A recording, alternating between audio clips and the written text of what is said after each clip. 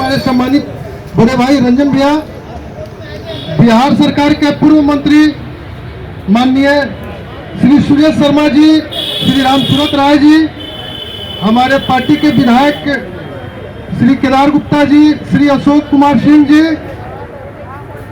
पूर्व जिला अध्यक्ष डॉक्टर अरविंद कुमार सिंह जी एवं तमाम इस धरने में आए हुए सम्मानित माननीय सांसद अजय निषाद जी। कांटी की जो घटना हुई है वो सत्ता संरक्षित अपराध है और भारतीय जनता पार्टी 1990 से लगातार सत्ता संरक्षित अपराध के खिलाफ लड़ती रही है और आगे भी लड़ती रहेगी। मैं यह कुछ बात कहना चाहूंगा जो हालिया दौर में हम सभी लोग देखते हैं और सुनते हैं कि हमारे मुख्यमंत्री नीतीश कुमार कब क्या बोलते हैं। और मेरे पास एक प्रमाण है, जब 2005 में नीतीश जी मुख्यमंत्री बने थे तो वो ब्लॉग लिखते थे। मेरे पास 29 अप्रैल 2010 का एक ब्लॉग है जिसमें नीतीश जी ने लिखा था, मैं वो पहले कहूंगा, विगत दिनों गया में एक जापानी पर्यटक से दुष्कर्म का मामला सामने आया। जिस दिन मुझे इसकी जानकारी मिली उस रात मुझे नींद नहीं आई। नीतीश जी 2013 के बाद आपको ऐसा कौन सा रोग लग गया कि आपके सत्ता में रहते हुए निर्मम हत्याएं हो रही है सत्ता संरक्षित, और आज आपसे जब पूछा जाता है कि यह हत्या हुई है इस पर आप क्या कहेंगे तो आप कहते हैं कि मुझे तो इसकी जानकारी नहीं है। कभी आपकी नींद उड़ जाया करती थी और इन सब के पीछे नीतीश कुमार का वो सौतीनिया डाह जो 2013 में सौतीनिया डाह हुआ था देश के यशस्वी प्रधानमंत्री आदरणीय नरेंद्र मोदी जी से।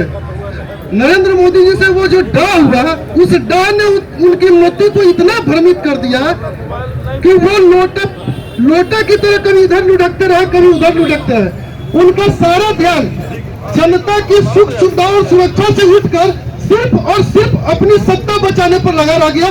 स्वाभाविक है कि जब आपका ध्यान जनता से हटकर स्वयं की सत्ता बचाने पर रहेगा तो आप जनता को वो सुविधा और वो सुरक्षा नहीं दे सकते हैं जिसके लिए बिहार की जनता ने आपको चुना था।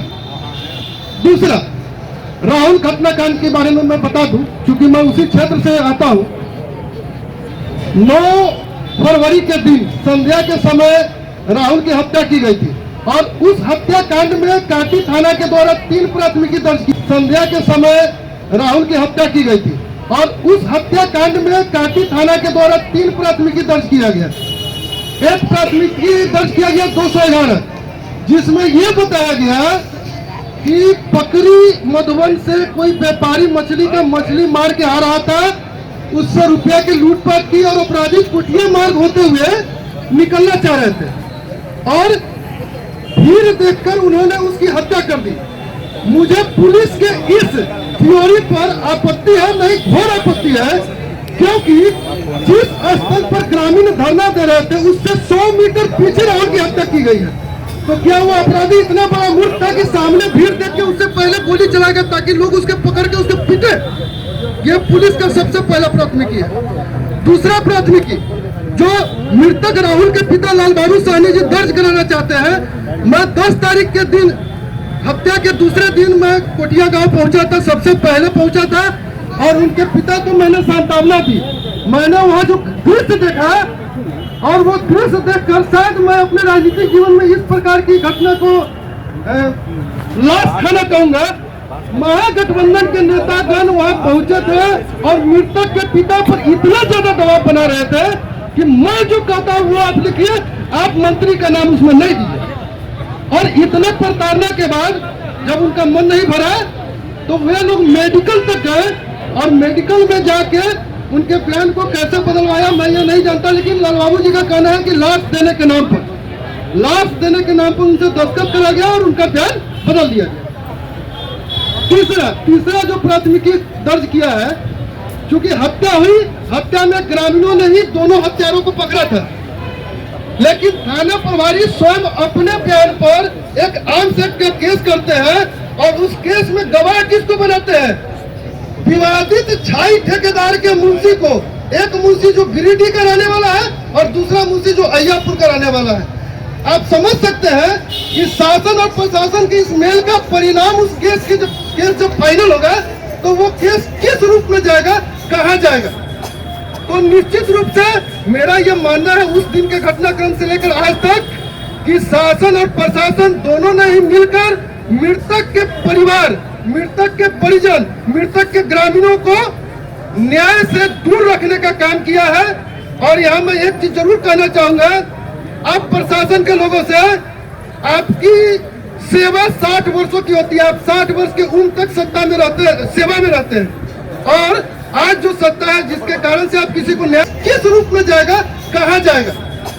तो निश्चित रूप से मेरा यह मानना है उस दिन के घटनाक्रम से लेकर आज तक कि शासन और प्रशासन दोनों ने ही मिलकर मृतक के परिवार, मृतक के परिजन, मृतक के ग्रामीणों को न्याय से दूर रखने का काम किया है।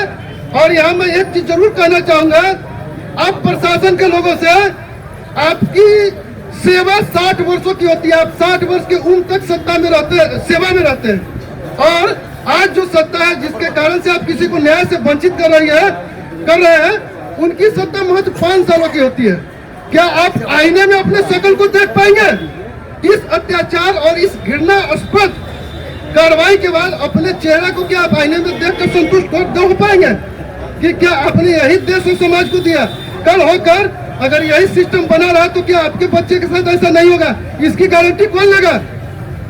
इन्हीं बातों के साथ मैं अपनी वाणी को विराम देता हूँ। धन्यवाद।